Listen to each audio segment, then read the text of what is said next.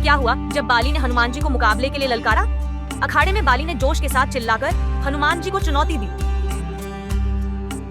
पर चौंकाने वाली बात यह थी कि हनुमान जी ने उसकी तरफ देखा भी नहीं। बाली को गुस्सा आया और उसने फिर से आवाज लगाई, लेकिन नतीजा वही रहा। जब वह करीब गया तो उसे समझ आया कि हनुमान जी का ध्यान लड़ाई पर नहीं, नहीं, बल्कि वहाँ बन रहे स्वादिष्ट पकवानों पर था। बाली ने ठहाका लगाया और कहा,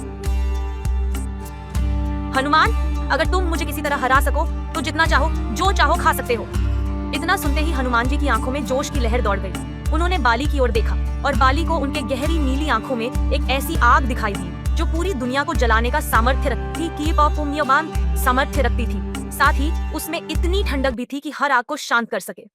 बाली को अब एहसास हुआ कि उसने किसी असाधारण योद्धा को चुनौती दे दी है।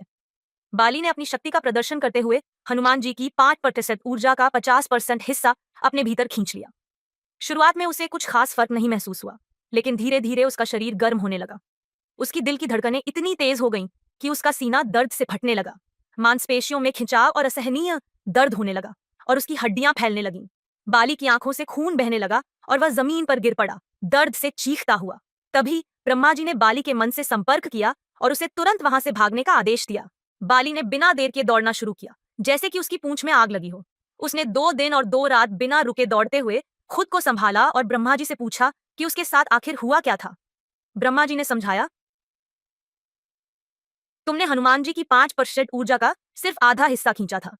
अगर तुमने उनकी पूरी ऊर्जा का आधा हिस्सा लिया होता तो तुम्हारा शरीर बम की तरह फट जाता। ब्रह्मा जी ने बाली को चेतावनी दी कि वह भविष्य में हनुमान जी से मुकाबले का ख्याल भी अपने मन में न लाए। उस दिन के बाद बाली ने कभी भी हनुमान जी की आंखों में देखने की हिम्मत नहीं की।